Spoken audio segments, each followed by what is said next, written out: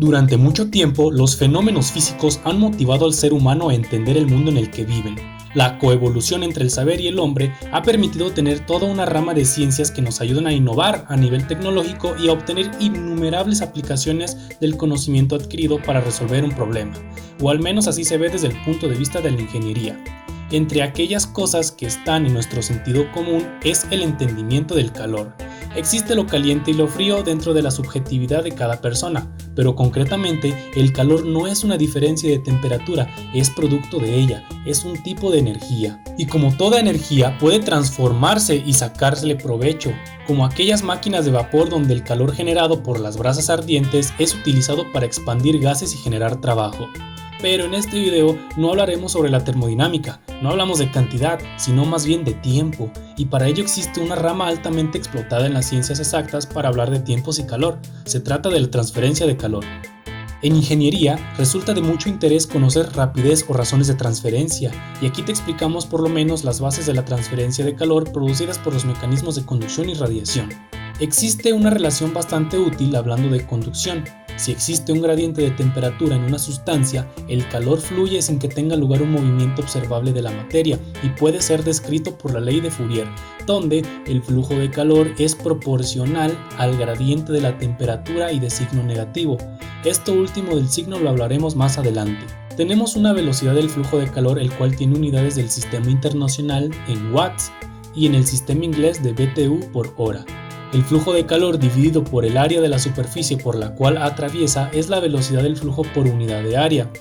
T es la diferencia de temperatura que produce la transferencia de calor y podemos medirlo en Kelvin, grados Celsius o Fahrenheit.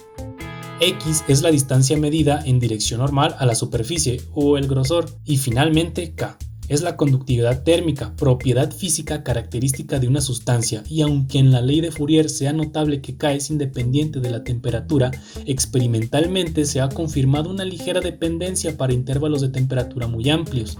En cambio, mientras sean intervalos cortos, K se considera constante. De la ecuación de Fourier, al menos para sistemas en estado estacionario, la caída de temperatura se da de forma lineal con la distancia. El signo negativo de la razón de transferencia entre un diferencial de temperatura y un diferencial de distancia se utiliza suponiendo que la temperatura inicial es mayor que la temperatura final.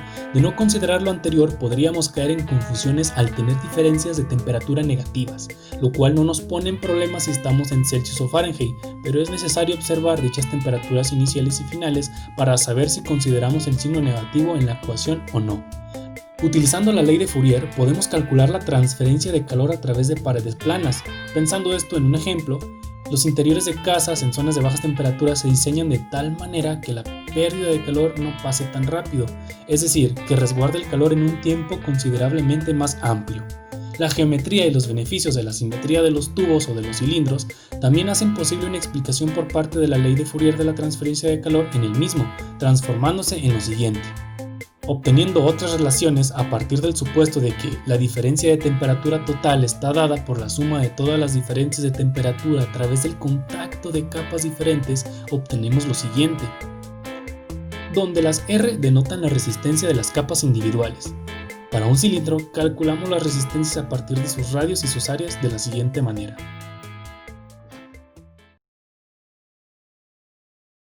Una vez explicadas las cuestiones teóricas, pasemos a resolver un pequeño problema en el cual plantearemos varios de los conceptos revisados hace poco.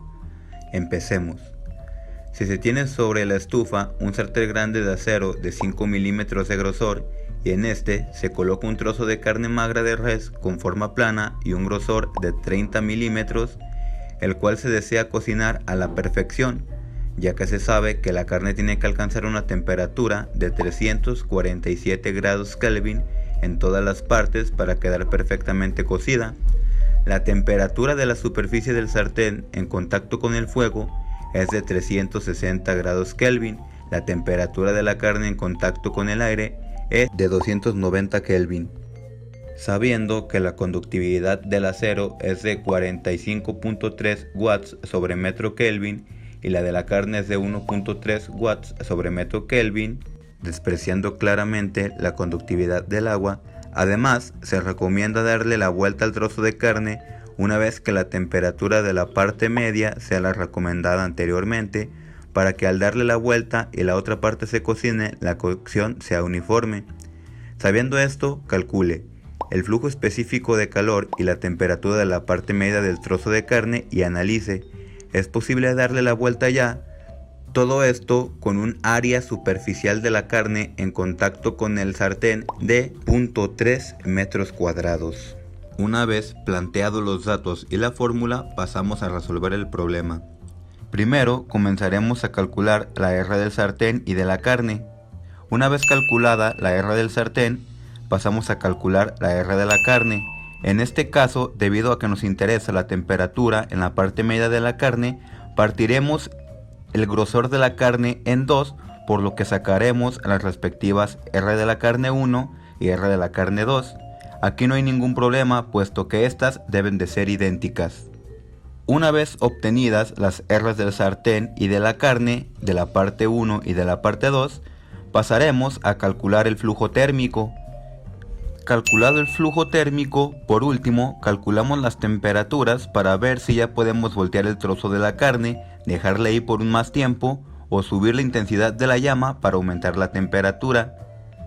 Para hacer esto, primero tenemos que calcular la temperatura de la parte del sartén que está en contacto con la carne.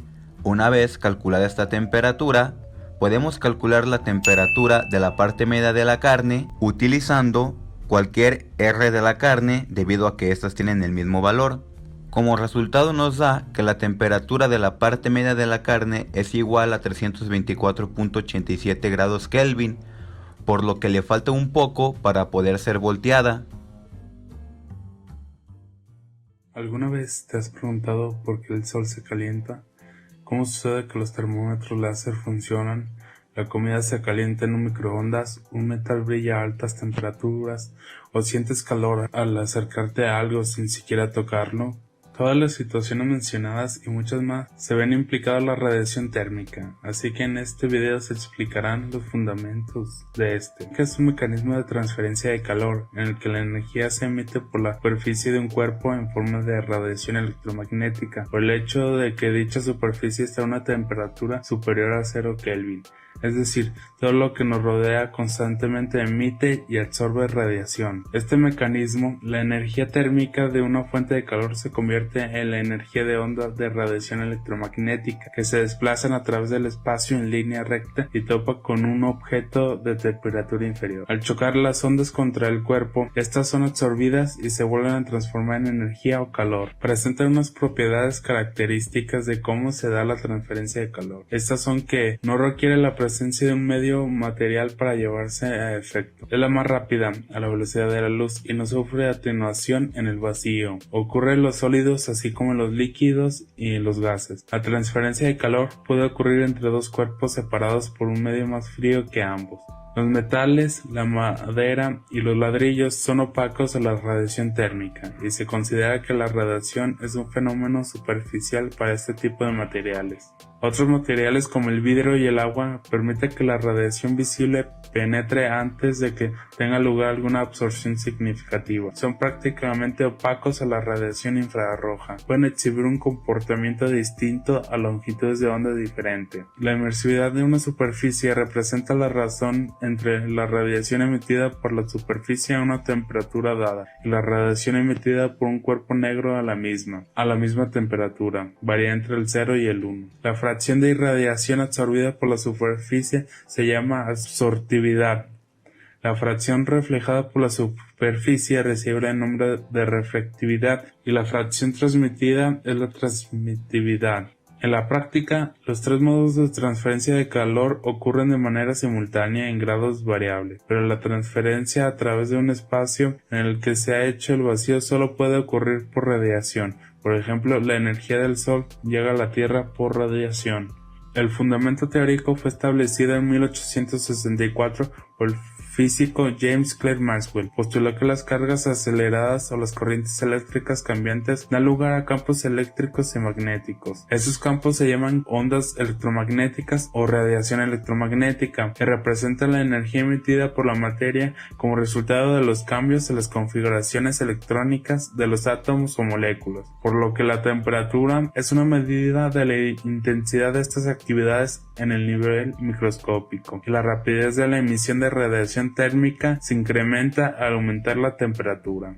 En 1887, Hertz demostró en forma experimental de su existencia. Transportan energía del mismo modo que las otras ondas y viajan a la velocidad de la luz en el vacío, caracterizadas por su frecuencia o su longitud de onda. Max Planck, en 1900, planteó que la radiación electromagnética se da como la propagación de una colección de paquetes discretos de energía llamados fotones o cuantos, en conjunción con su teoría cuántica. En esta concepción, cada fotón de frecuencia se considera que tiene una energía, por lo tanto, la radiación de longitud de onda más corta posee energías más grandes del fotón. No es sorprendente que tratemos de evitar la radiación de longitud de onda muy corta, como los rayos gamma y los rayos X, ya que son inmensamente destructivos. La radiación emitida por los cuerpos a la temperatura ambiente es la región infrarroja del espectro, la cual se extiende desde el 0.76 hasta 100 milímetros. Los cuerpos empiezan a emitir radiación visible que pueda notarse a temperaturas